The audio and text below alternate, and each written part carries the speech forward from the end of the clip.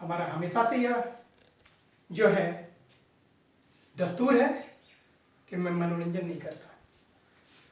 तो अब चलते हैं आगे। इन बातों को आप अदरवाइज न लेंगे, मैं आपके हित की बात कर रहा हूं। तो आगे चलते हैं। सवाल ये उत्पन्न होता है कि क्या रीजनिंग एक पर्टिकुलर सब्जेक्ट है या नहीं सब्जेक्ट है। आपसे पूछ दिया जाए whether reasoning is a particular subject और not a particular subject, define it. नहीं, whether reasoning is a particular subject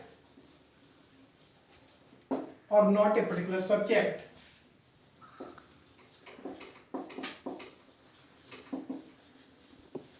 Subject, define it. मैं आपको बताना चाहूंगा कि reasoning is not a particular subject.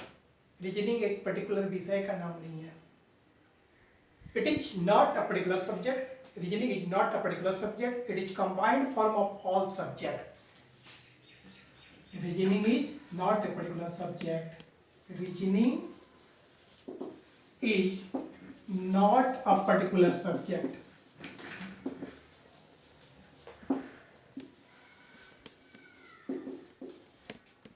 It is combined form of. It is combined form of all subjects. ये तमाम विषयों का मिश्रित रूप है। रीजनिंग कोई पर्टिकुलर सब्जेक्ट नहीं है। So that there is nothing, चाहे किसी भी प्रकार की विषय वस्तु हो, जल थल नभ पक्षी पेड़ पौधा, ऑल सब्जेक्ट्स की बात मैं कर रहा हूं। चाहे किसी प्रकार का पत्थल, चाहे जहां भी बात करें, समझ रहे हैं ना, किसी भी मैटर पे आप बात करें, किसी भी विषय पे बात करें, हर जगह पे रीजन है भाई। आज जो लॉकडाउन हुआ है उसके पीछे भी रीजन छिपा हुआ है। क्या ऐसा ही लॉकडाउन हो गया है तो वहां भी रीजनिंग आ गया? तो कहां पे रीजनिंग नहीं है? और क्यों लॉकडाउन किया जा रहा है उसके पीछे भी रीजन है। और कब तक होगा उसके भी पीछे भी रीजन है। और कब तक ऐसा सहना होगा उसके पीछे भी रीजन है। और कैसे इसका निदान होगा उसके पीछे भी एक रीजन आएगा। क्यों निदान करने का प्रयास कर रहा है उसके पीछे भी रीजन आएगा। कैसे निदान होगा उसका भी रीजन होगा। तो रीजनिंग की अगर बात करते हैं तो रीजनिंग कोई पर्टिकुलर विषय है ही नहीं। It is combined. आप रीजनिंग में देखते होंगे कि हिस्ट्री से क्वेश्चन अरेंज करता है, साहित्य से क्वेश्चन अरेंज करता है कि गोदान के रचयिता अगर ये हैं तो मृगनयनी के रचयिता कौन है। तो बायोलॉजी से आप देखते होंगे, मैथमेटिक्स के प्रश्न रहते हैं, जियोग्राफी के प्रश्न रहते हैं। तो रीजनिंग एक ऐसा सब्जेक्ट है जिसमें इसका कोई बाउंड्री वॉल नहीं है, ठीक ना।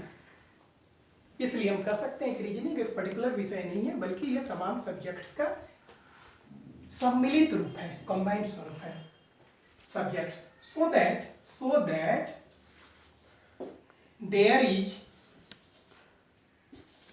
nothing in universe without the region.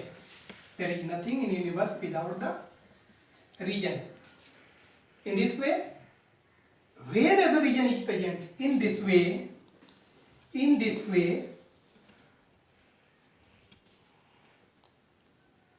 wherever region is present, wherever region is present, there is reasoning present. और इस प्रकार से हम कह सकते हैं कि जहां भी रीजन मौजूद है चाहे जल हो, थल हो, नभ हो, आकाश हो, कहीं भी कोरोना वायरस हो, नहीं लॉकडाउन हो, सब आप लोग अभी घर पे बैठने को बाध्य हो गए हैं। तमाम शिक्षण संस्थान बंद हैं और मैं देखिए इस घड़ी में अध्यापन कर रहा हूँ। मेरा कर्तव्य भी है कि मैं अध्यापन करूँ। मुझे बहुत पहले ही करना चाहिए था। जैसा कि आप लोग देखते भी होंगे कि यूट्यूब चैनल खोलिए और उसमें अजय चौहान सर्च कीजिए तो 100 कितने अजय चौहान पढ़ाने वाले उसमें मिल जाएंगे। कुछ तो मेरे पुस्तक की कवर को ही थंबनेल बना लेते हैं। खैर, मुझे इसमें उनका विरोध नहीं करना है, बल्कि वो मेरे शुभचिंतक हैं, क्योंकि आखिर तो वो हमें ही प्रमोट कर रहे हैं। लेकिन आज तक बहुत सारे ऐसे विद्यार्थी होंगे जो कि अजय चौहान को फेस टू फेस नहीं देखे होंगे। कम से कम इस घड़ी में तो आपको फेस टू फेस देखने का मौका भी मिला। पुस्तक को तो आप लोगों ने काफ़ी सराखों पे पग चढ़ाया। पूरे भारत में अनगिनत विद्यार्थी ने उसे लाइक किया। खैर, मैं अपनी प्रशंसा नहीं करना चाहता हूँ, क्योंकि मैं अपनी प्रशंसा उससे क्या करूँ जिन्होंने इस लायक मुझे बनाया है। क्योंकि आज जो भी हूँ आपके बदौलत हूँ, विद्यार्थी के स्नेह प्यार के बदौलत हूँ। और प्रत्यक्ष को प्रमाण की जरूरत नहीं होती है।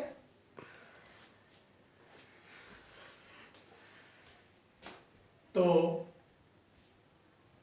हम लोग कह रहे थे कि रीजनिंग के बारे में अगर पूछा जाए तो हम लोग कहेंगे कि ये पर्टिकुलर सब्जेक्ट नहीं है, बल्कि ये तमाम विषयों का विस्तृत रूप है।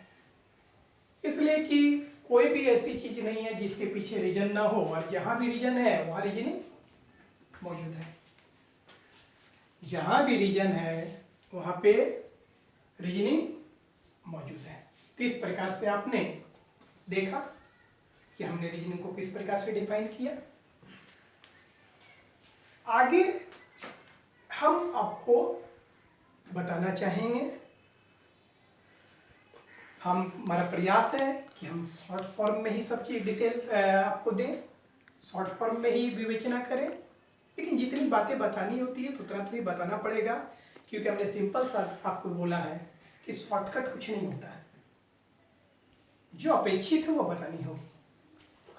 तो आगे अगर ये आपसे सवाल किया जाता है कि भाई इससे आखिर ये जो टेस्ट होता है, ये टेस्ट क्या चीज़ का किया जाता है, निश्चित है आप कहेंगे किसी व्यक्ति की मानसिक क्षमताओं का अवलोकन किया जाता है, उसके मेंटल एबिलिटी, उसके आईक्यू का अवलोकन किया जाता है।